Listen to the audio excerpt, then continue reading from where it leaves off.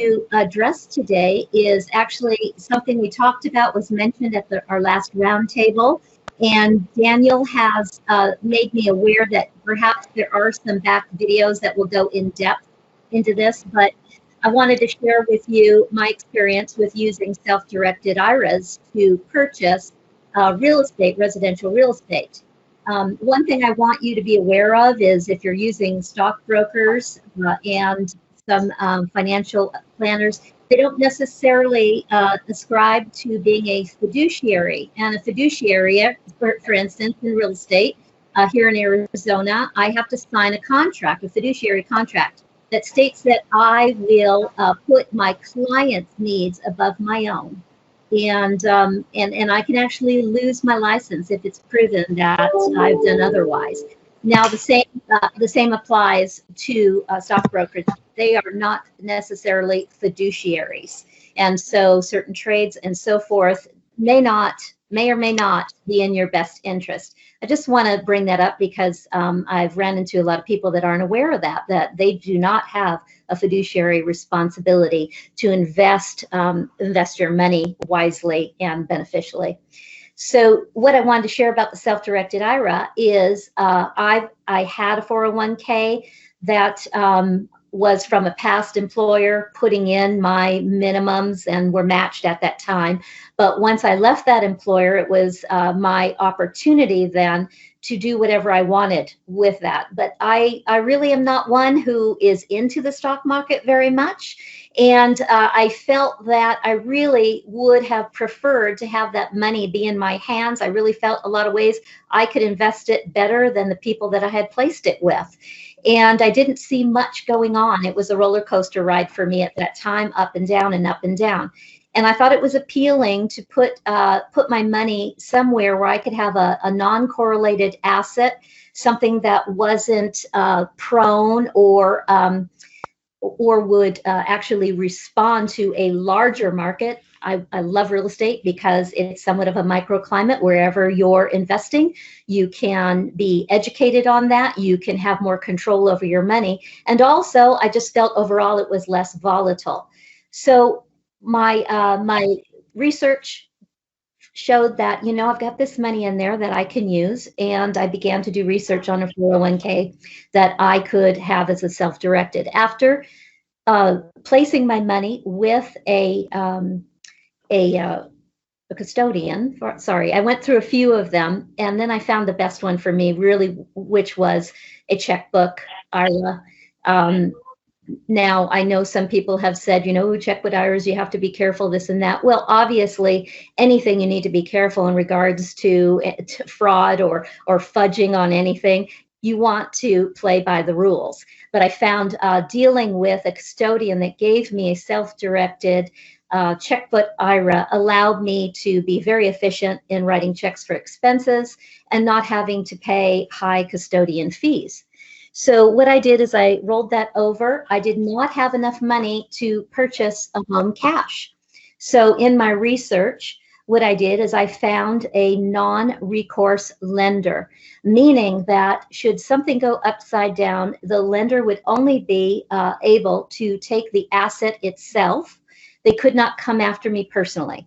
So any loans that we have out there, even if they are investment loans, the lender can come after us personally. So a non-recourse loan would be putting down somewhere between 40 to 50%. That I could do. I didn't have much in my 401k at that time. However, it was enough to secure a non-recourse loan and buy a home, that was my first one, and that was 4 years ago. Now, what's happened since then, with our incredible appreciation here in Arizona, that home did very well.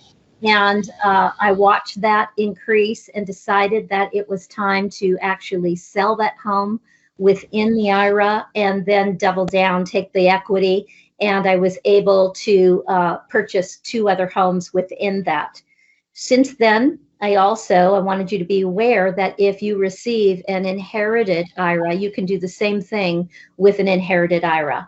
And I did receive an inherited IRA about 3 years ago, and I was able to purchase 3 properties with that inherited IRA as well. They're operating in the same function as my checkbook IRA. So what that allowed me to do is I don't want any more taxable income at this time. I would rather defer that at a later time when I retire and I'm not in a higher tax bracket. So that was one of my goals. The second goal was, where could I get extra money to invest? So I've been sharing this path with many of my clients who don't have enough saved to actually outright buy an investment property. So it's a great way to get your hands on some cash and to be able to do this as well and get started. I think it's a great way to get started for some people who haven't had enough saved to be able to qualify for that. I want to stop right there for a moment and see if there's any questions so far with what I've shared. May I ask a question? So once you had once you actually got a return, all that money, right, that you've made went back to IRA account? Yes, exactly. All my income goes into that account. The renters pay it directly into that account. No, when you sold the home at a profit. It stays in that account. It's not a taxable event. And then I'm able to use that money to go and purchase again. I see. So it's not a taxable event until you actually withdraw. Exactly. But you're not withdrawing, you're just keeping there to, okay. And it sounds like you converted 401k that you had into a self-directed IRA. Exactly. And so I've done that with a Roth I had and a SEP IRA. Exactly. Mm-hmm. Oh, but eventually you're gonna withdraw on that IRA, and then yes, aren't you gonna have some very complicated tax related issues then, or no?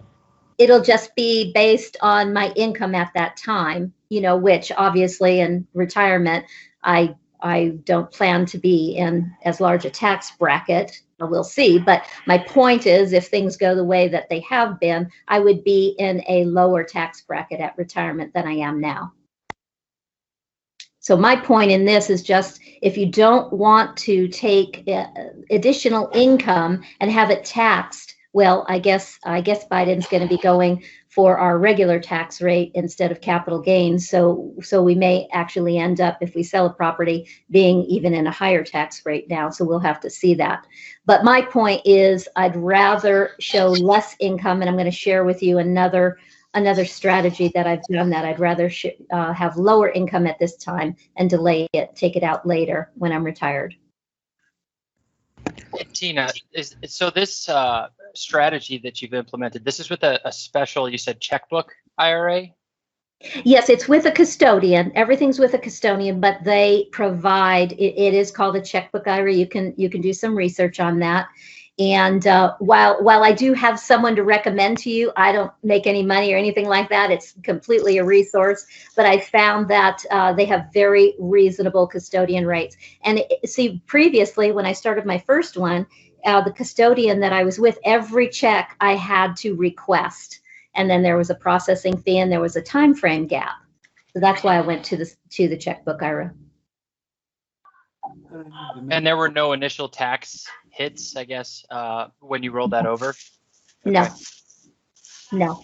It's just a matter of whether someone else invests it for us or whether we invest it for ourselves. We have that option legally. That's the distinction? Mm-hmm. Yes. Okay, great, thanks. Does this method require us to put down 40 to 50% down payment, or does it work even for lower fractions? No, it needs to be that because it is a non-recourse loan. So they're obviously trying to secure their position. Should they take the asset, then they have good margin for equity. So it's actually a non-recourse loan with the custodian? No, it is through a bank. And so they are holding the loan just as they would on a normal investment home. But why do you need a custodian then in this arrangement? The custodian is just like where you have your 401k placed currently. A custodian for a self-directed IRA is licensed and qualified to oversee your account and send in your tax tax verification at the end of the year as to where your account status is, just like your 401k does. It's the same thing, except they're specialized in the self-directed IRA. So I actually pay, if I do have a loan, I would actually pay it through the checkbook account. I'd pay my loan just like I normally would in a regular transaction for a rental property. Okay, thank you for explaining that. Thanks. Okay. So my Yes, I go do. Thanks, Tina. So my understanding is with a 401k or IRA, right? It's that first real estate investment or purchase of your first home that would qualify for you to withdraw from that IRA or 401k. What makes this different? Just working with a custodian? Oh, well, actually, you don't have to even do real estate. To be honest with you, we have, like I said, we have the legal right to invest our money the way we want to. Let's say you want to go into promissory note. You can do that. You can do different things, creative things. Some of the things that you all are doing right now, I've heard some very creative ideas in your investing. You can do that through your 401k with a self-directed IRA. So what it's doing is saying it's releasing others of the responsibility and oversight. I could let my money sit in the self-directed IRA and do nothing with it. Will I make something? No. So that's where you need to be engaged and you need to be moving the ball down the field, because it is up to you to invest that money, but you do have alternatives in how you want to invest it. So if I want to, go ahead. Well, I was just going to say, technically, you're not withdrawing this money to just spend on expenses. You are investing it. Yes, you're rolling over. All you're doing is rolling it over and saying, I want the opportunity to invest it. So if I wanted to cash out all my homes in the self-directed IRA, I can do that. The cash stays in the IRA. It does not get taxed until I begin to withdraw. And maybe I just want to go out and do promissory notes and help flippers and make just a straight return on my money. How are you? So rolling it over doesn't affect, like, you know how we're all allowed a limit of 6,000? Yeah, no, it does not. Doesn't affect it? Okay. Right. You still have your same limitations. They're recording it. That's why I'm taking your call. I'm going to put everybody on mute, and if you want to speak, just go ahead and unmute yourself. Excellent. Okay. Okay, great. So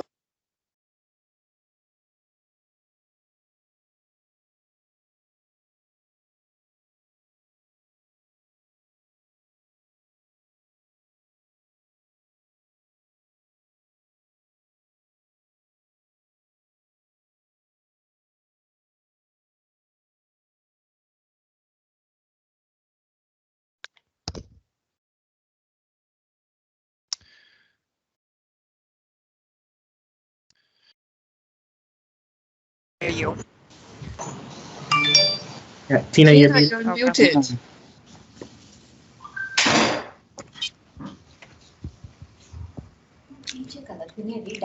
am I good?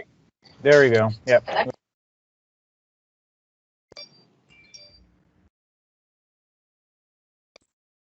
Am I good now? Is this good? Yes, we can hear you now. Yes, you're good. Okay. All right. Wonderful. Okay. So what I was sharing is that something I have found in recent years that has been extremely beneficial for me, and how I believe it will apply to you. First of all, if you know of anyone, or if you yourself are a 1099, if you have your own business. Now, some Tina, of you, oh, yes. Really quickly, we're not getting your video anymore. Oh, okay. All right. Huh. I'm sorry, it's not coming through, I guess. I don't know why. Okay. Well, let me just keep going here. I'll try to figure it out so I can make the best of the time. You can hear me though, correct? Yes. Okay. All right. So the next item that I had was the pension fund. Like I told you, it became extremely beneficial for me to be able, through my company, Tina Marie Realty, to open up my own defined benefit, defined pension benefit plan. And I would like you to consider that if you are developing your real estate business, or if you have another business on the side, or if you know of someone that has a business, they should know about this. So you can, as a 1099, also be able to open up your own pension plan. Now, what I want to tell you about this is anyone freelance, independent contractor, business owner, this is what doctors, lawyers, dentists all do. And the benefit here is that I was able to open up the pension. My company deposits within the pension a certain amount every year. And I have been able to purchase real estate through my pension plan.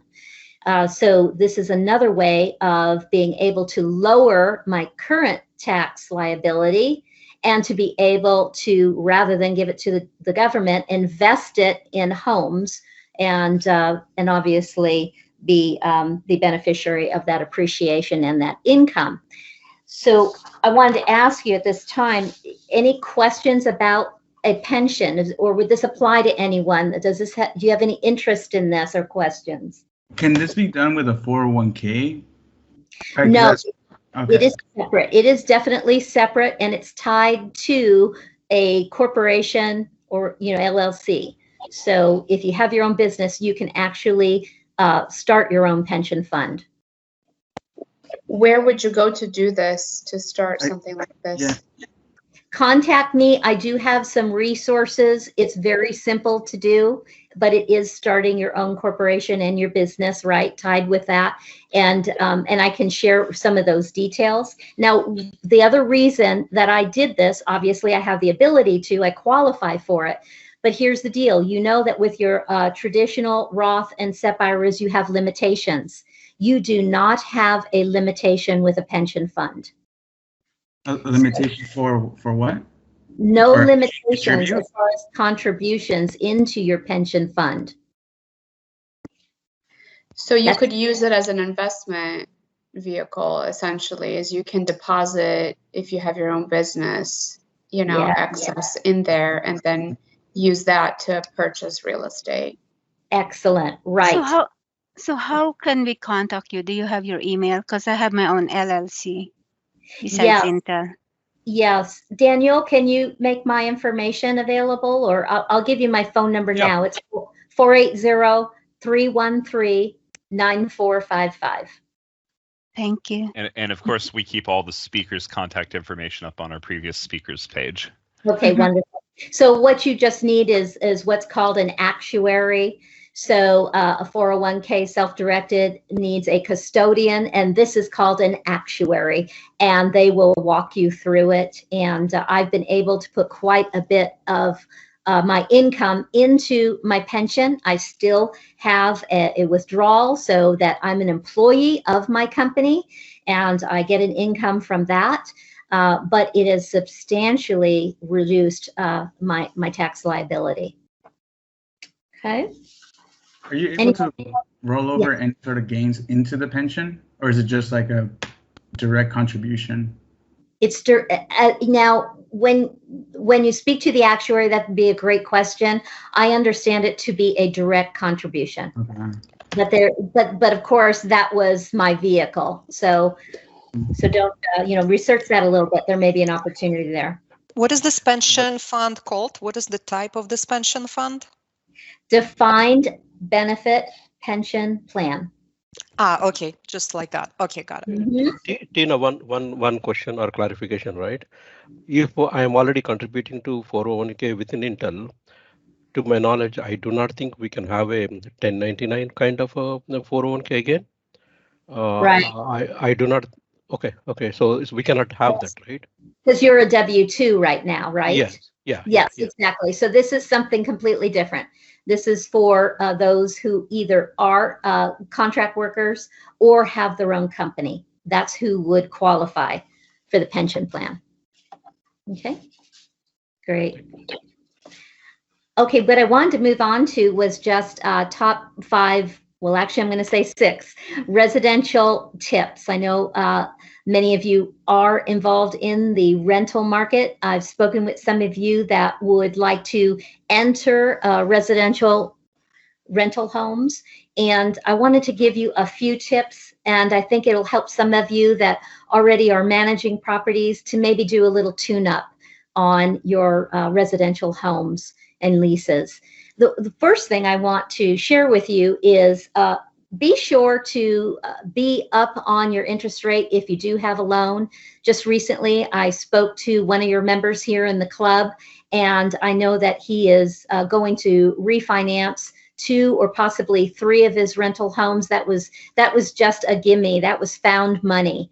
And so I want to make you aware of that, is that even if you purchased something last year, you may be able to refinance it at a lower rate. I also would like to give you a tip in that look for a mortgage broker. I always work with a mortgage broker versus a bank or a lending institution. So what I mean by that is, rather than going to Wells Fargo, going to Chase, or going to maybe Freedom Financial, see, they're going to be offering you portfolios, loan portfolios that are on what we call their shelf. They are their product. They sell only their product. A mortgage broker will shop loans for you. They will have lenders bid on your loans, and they will shop the lowest interest rate, and they typically have lower fees. I work with a mortgage broker that doesn't charge a loan origination fee. That already saves my clients at least $1,500. So that's just a quick tip. Make sure you're savvy, you're up to date on what the interest rates are and what you can secure at this time. Tina, what brokerage company do you use? What's that? What's the brokerage company that you use called, or the broker? Oh, okay. Who I'm using is, you know what, you can contact me, and and I can go ahead and share him with you, okay? And here's another thing. He can close them in 3 weeks. I have heard some horror stories on these refinances that it goes on for months. And so this could be a quick turnaround to help you get some more immediate cash in your pocket. Tina, does he only lend in Arizona or other states? No, Washington, possibly Oregon, and I think California as well. So I can find that out for you. But yes, other states are involved. And I think it would only take him 2 or 3 weeks to get in another state, actually. So, but I think that really may be a great benefit to you. Okay, the other thing I have a question. Yes. So. But then you still need to do your own research in terms of the the bank that's lending you money, right? Because you hear that depending on who is giving you the loan, they might package it and sell it, et cetera, and the next thing you know, you are in a pretty horror story scenario where this is referring back to 2008 crisis, right? Where a lot of people don't know where the loans is coming from and all that. Right. Yes, you are. That's right. I guess at that point, you need to figure out your own comfort zone. Would you like to stay with someone like a Chase and always have it consistent? Or would you rather have that extra money in your pocket and not too concerned about, if it was sold to a secondary lender? So I guess that's a choice. Absolutely. Okay. Thank you. Great. So the other thing I want to share is, many times in coaching people regarding rental homes and beginning to rent these homes and so forth, and a lot of them aren't sure whether to use a property manager or not. And this is one thing I want to share, is understand your temperament as it pertains to 2 things, okay? Understand your temperament as it pertains to managing your lease. Your lease is a business contract. If you feel, and this is what I always ask my clients, if you feel that you're too soft and tender-hearted, I definitely would recommend having a firewall, and I would refer to that as a property manager, and a very tough property manager. And so someone who is going to protect you from yourself, essentially. So if you feel that once you hear a sob story and so forth, you're going to backpedal on when the rent is due or so forth, then you know what? I think a property manager may absolutely be in your best interest. So understand your temperament, and remember that is a business contract, and it may best behoove you to have someone represent you. The second area that you need to understand your temperament is regarding the lease, maintaining the lease and the requirements. I've seen many people, when I put their homes on their market after they want to sell their investment, they have not maintained the property. And there's a lot of deferred maintenance, and it actually does not work in their favor in regards to, number one, renting the property, number two, selling the property. So again, this is where a property manager, and I'm going to say a very good one. I have vetted property managers and I'm very particular about them, because when I give references to my clients, I want them to be excellent references. So you really need a bulldog. You need someone who's going to get in there and inspect the property every time that lease is up for renewal. And they're going to be looking out for the maintenance of the property, because there are too many that are neglected, and that will not be in your best interest. You'll not be able to get the highest and best rent when it's time to rent the property, nor will you be able to get the highest and best in regards to the sale of the property. Hi, Tina. Quick question. I don't know if you plan to cover this, but like, let's say like the property manager will have some commission and everything, but will you cover, like, let's say for new investors, like, let's say like a brand at this market, the current Arizona market, since I think today's topic was more Arizona market, right? If we want to buy a rental, will you cover, like, how do you, because the prices are so high, like if we buy a property, like something like if there a range, like if you don't have a certain amount of cash flow, you don't go for it, will you cover that? Let me quickly answer that. With interest rates as low as they are, rentals are still cash flowing. And so I'm still in the market to buy. And I'm also going to touch on our current market, and specifically whether it's a bubble. Okay. So I'm going to touch that in a moment, but I would say, yes, you're able to cash flow. Now, depending on the property you choose and the location and so forth, not only is the real estate market as far as homes themselves and purchases very hot, but the rental market it's just as hot.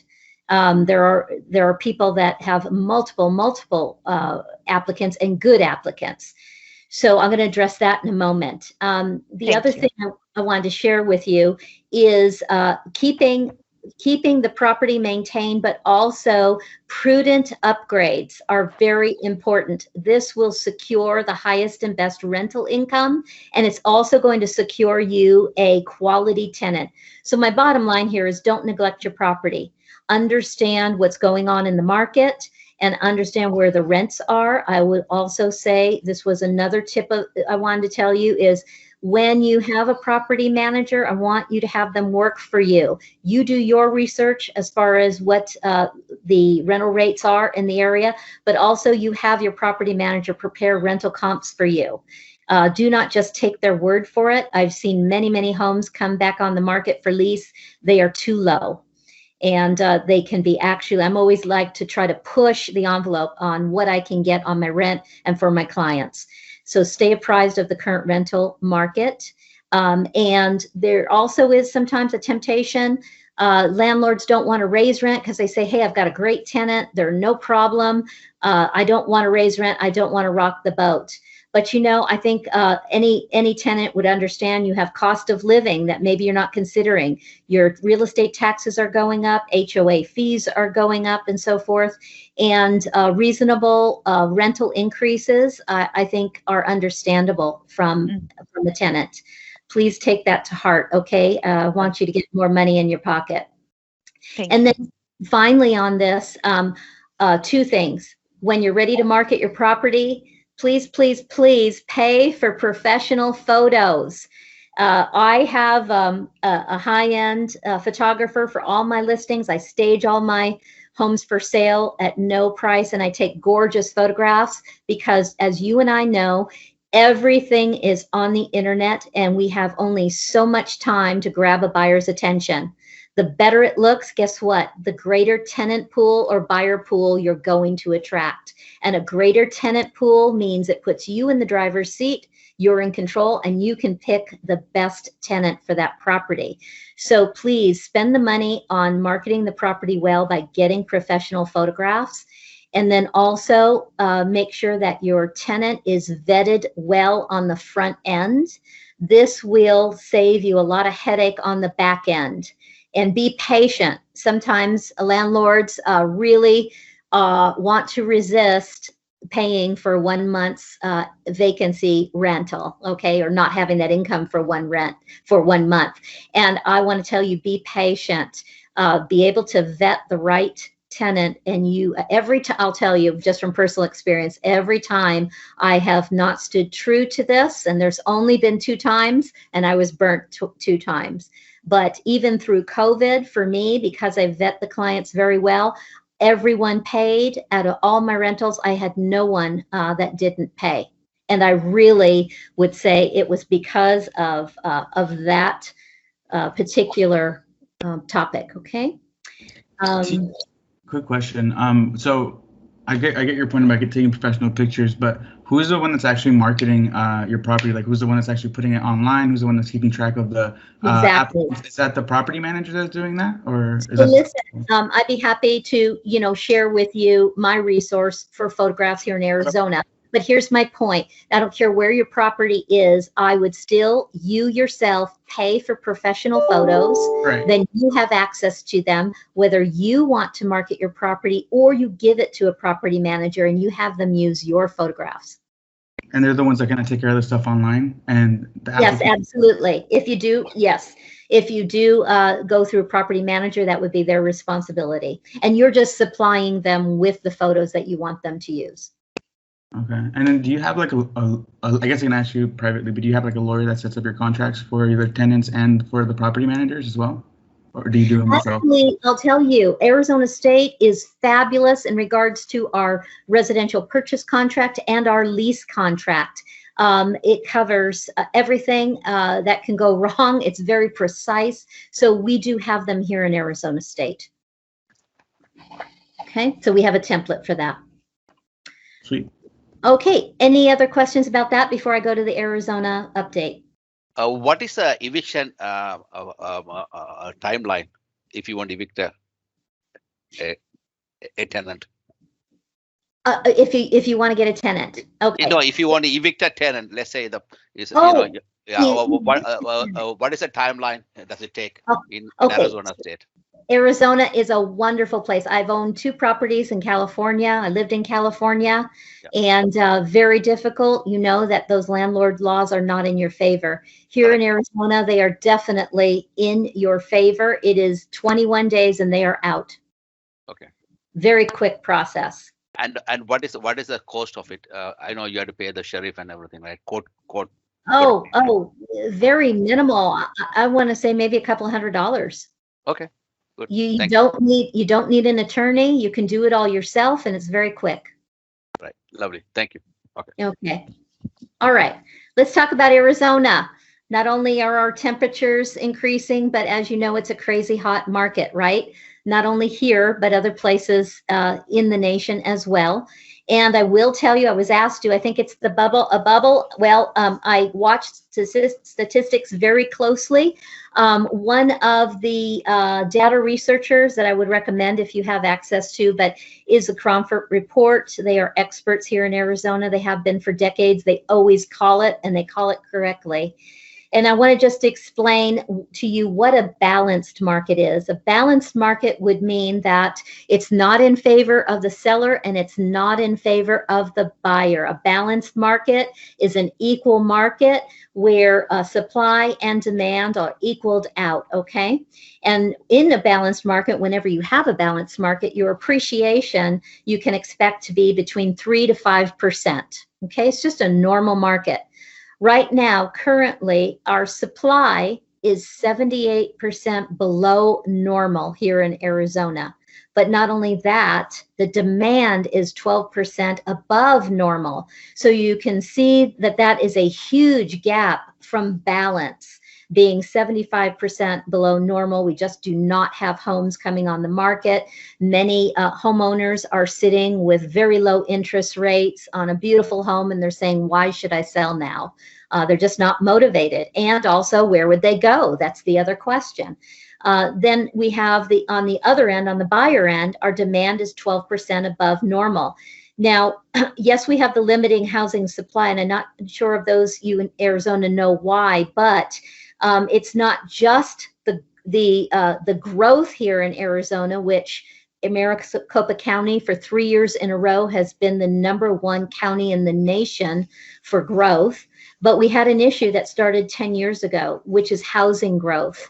The building market has not kept up with Arizona population. And that has been for 7 years. 10 years, we have been underbuilding. And so we've got this supply issue just in new home builds. As a matter of fact, I called a new home builder. They had 47 lots. And at that moment, I was elated because I had not been able to find any lots available for my client. And then they informed me that their waiting list is over 360 people. They are calling through that list. 60% of the people are taking them up on contracts. And so I said, essentially, you're telling me the community's sold out. And he said, absolutely. So we're, sometimes with the resale market, clients think, oh, let's just switch to new builds. They're just difficult to find. Nothing's available. But so that's the one reason why we have this great disparity right now, limited housing supply because of our growth, and also because people are staying put. Now you got to know about Arizona, healthy job market. The buyers that are in our market are actually people who have jobs, they qualify. Our state unemployment is lower than the national numbers. We're in a very good position here in Arizona and a very robust economy. We're under the national percentage and even in continued claims for unemployment and new claims. So healthy job market. I wanted to also address, I know some of you have possibly been thinking or hearing, hey, let's wait until all these homes that went into forbearance with their lender are then released, because when they call for the forbearance and these people don't have the money to get up to date on their loan, then it's going to flood the market. Have any of you heard that? Okay, well, let me address this. The Mortgage Bankers Association gave their report in mid-February of all the homes that are currently in forbearance or had taken forbearance last year. Over 50%, just under 51% are paid now in full. So they are out of forbearance. Just over 33% have worked out a repayment plan with their lender. So they are not concerned about forbearance. And then of those that are left, the over 15% are currently without a plan. So how does that affect us here in Arizona? Of those that are located in the area of Arizona, we are going to be the least benefited by anyone coming on the market because of forbearance, because number one, they have equity. They're not going to be a distress sale. They're going to come on the market and they're going to be sold that weekend. And not only that, now those of you that maybe will be investing in the Northeast or the Deep South, that's where they're going to be coming on. So if you have any interest of considering when these come up for forbearance, and that would be about August, September, we're expecting those to come online. That's where they're going to be coming on for the most population of them. Any questions? Which county did you mention has the largest growth? Us here in Maricopa County, Arizona. That's where Phoenix is. Mm-hmm. Did you? So just to sum up what you just said, so it seems like the Northeast, they'll be seeing foreclosures? No, they're called forbearance. They're forbearance, which means that because of COVID, the owners took a pause on their loan payments. They were allowed to because of law, but it didn't mean it was forgiven. It means that we're going to give you a delay so that then you can get caught up. And now that time of getting caught up is right around the corner. Will they be able to come up with the $20,000 or so that it will take for them to get their loans caught up? You see, that's the point of the forbearance, and a possibility that some homes may be coming on the market and we may have availability to purchase them. Hey, Tina, my understanding is that a lot of that forbearance was resolved by just shifting the payments to the back part of the loan schedule. Exactly. Because it's a benefit for the lender because they're just continuing to collect interest, right? Yeah. You're exactly right, Danielle. That's right. So they just that was the 34% that just worked out a repayment plan and went longer on their loan. So I'm just bringing that up because I have heard from people that say, hey, you know what, we're going to pause. We're not going to purchase anything now because we're going to wait till September, October, and the market's going to be flooded with homes for forbearance and because of forbearance. And I'm saying, I do not believe that's going to happen here in Arizona. Okay. Any questions just about the market here in Arizona? So it looks like a lot of semiconductor investments are there. So is that bumping the prices, house prices up? No, we have almost, it's right around 28% of our transactions are cash buyers. So they can be more competitive. Cash is king, obviously, but it is just due to supply and our growth out here. Not enough supply for the amount of people that are moving here. So, what I want to point out to you in this is that this is very different from when we had the crash. We had a lot of speculation. There were people buying homes, turning them around to sell them again. Complete speculation. This market is built on good jobs, a good economy, and actual people who want to inhabit these homes. So, I have totally a different. question. I was following some I was just looking at some new homes, but looks like because of the shortage, builders are maybe like hiking up the price like 10K every month, right? So you don't feel that's like going up too fast? Like, let's say if we are looking into buying a new home to even on Zillow, I see some people are like buying in January, flipping in March, for Exactly. 40,000 more. So you don't think that that's pushing the price too high? Do you not feel that there will be some correction? Well, here's, remember, in real estate, the value is what a seller is willing to sell in a non-distressed market and a buyer is willing to buy. And right now, that's what we have, is people that are willing to purchase these homes. And they are, remember, they're coming from other areas that comparatively, our cost of living is reasonable here. Our taxes are low. And general cost of living is fantastic here. Everything costs less. So, so we have people coming into the market, moving here, but it's not just those people. Please don't get the wrong impression. We have people that reside here that want to downsize, they want to upsize, and they also want to take advantage of the low interest rates. So we have a combination of things. It's not just the migration of new people. It also is those who live here already. And let me say something. Recently, I showed a new home build that just came on the market. It was just a lot that they had. They were using it for parking, and they said it just came on. I showed my buyer it didn't fit her need. I turned around and I put the down payment on it. I bought it because it will be ready in 4 months, and I'll be able to turn it as a profit. And all I have into it right now is $5,000. So remember, with a new home build, you're not going to be getting that home until 10 or 12 months from now. And all my clients that have done that have, one of them bought a small condo and he already has 40,000 equity in it. Tina, do you have any input on commercial real estate then, since the area is growing? I don't. I'm sorry. I'm interested in knowing that because, so many people are working from home and so forth. I'm very interested to see how that's going to affect the commercial market. So I don't have that. I'm sorry. And then I guess a follow-up question to piggyback on, I think, Anila, who asked.